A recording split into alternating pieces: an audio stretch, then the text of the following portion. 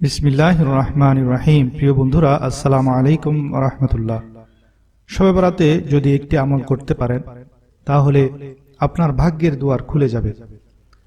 আমলটি বলার আগে এক আনসারী সাহাবীর একটি ঘটনা শুনুন। একদিন নবী করিম সাল্লাল্লাহু আলাইহি ওয়াসাল্লাম সাহাবীদেরকে নিয়ে বসে আছেন। এমন সময় হঠাৎ বললেন, এখন এই দরজা দিয়ে যেই লোকটি আসবে সে জান্নাতি। আব্দুল্লাহ বিন আমর রাদিয়াল্লাহু তাআলা আনহু বলেন, সে দরজা দিয়ে এক আনসারী সাহাবী প্রবেশ করলেন। উনার দাড়ি দিয়ে টপ টপ করে তাজা উজুর পানি ঝরছিল এবং উনার হাতে তার জুতা ছিল। এবং একই ঘটনা পরপর 3 দিন ঘটল। অর্থাৎ নবী করিম সাল্লাল্লাহু আলাইহি ওয়াসাল্লামের সাথে সাহাবীগণ বসেছিলেন এবং বসা অবস্থায় নবী করিম সাল্লাল্লাহু আলাইহি ওয়াসাল্লাম বলে উঠলেন, এখন এই দরজা দিয়ে যিনি আসবেন তিনি জান্নাতি।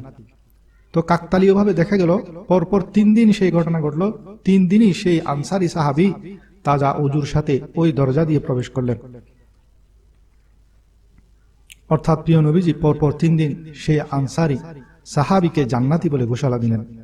তখন আব্দুল্লাহ বিন আমর রাদিয়াল্লাহু তাআলা আনহু বলেন, আমি সেই আনসারী সাহাবীর আমল কি আমলের কারণে নবীজি তাকে এত বড় সুসংবাদ দিলেন তা জানার জন্য তার ঘরে 3 দিনের মেহমান হলাম।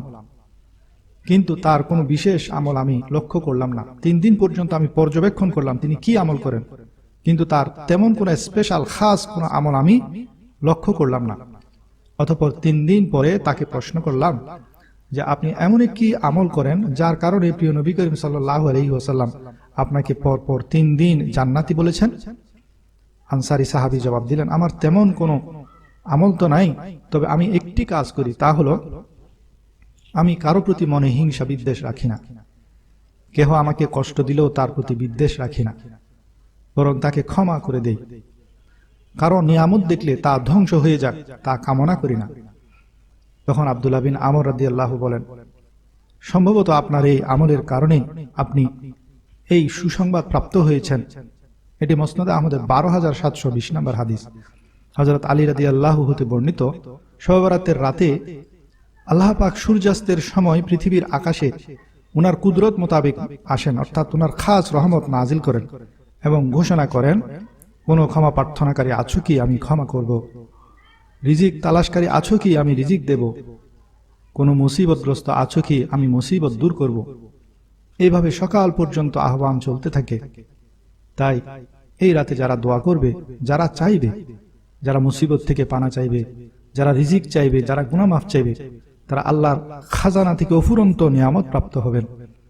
তবে এই রাতে মুশরিক, মা বাবার অবাধ্য, হিংসুক, জাদুকর, মদপানকারী, পায়ের গিরার নিচে কাপড়কে অহংকার বশত ঝুলিয়ে যারা পরিধান করে, এসব লোকের কোনো দোয়া কবুল হবে না।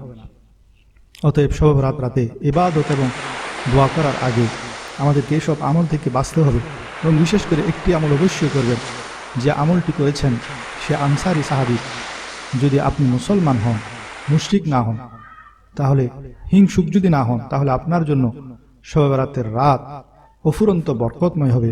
আপনার ভাগ্যের দুয়ার খুলে যাবে, আপনার সকল দোয়া কবুল হবে, আপনার সকল মুসিবত দূরীভূত হবে, আপনার সকল রিজিকের সমস্যা সমাধান হয়ে যাবে, আপনার সকল গুনাহ আল্লাহ তাআলা ক্ষমা করে দিবেন। আল্লাহ রাব্বুল আলামিন আমাদেরকে শবে বরাত আসার আগে আগে মনটাকে একদম ফ্রেশ করে ফেলার তৌফিক দান করুন। কারো প্রতি কোনো হিংসা বিদ্বেষ শত্রুতা আমি কারো প্রতি যদি থাকে সেটা ধুয়ে মুছে সাফ করে আল্লাহ তাআলা আমাদেরকে শবে বরাতে ইবাদত উদযাপন করার তৌফিক দান করুন। আমিন।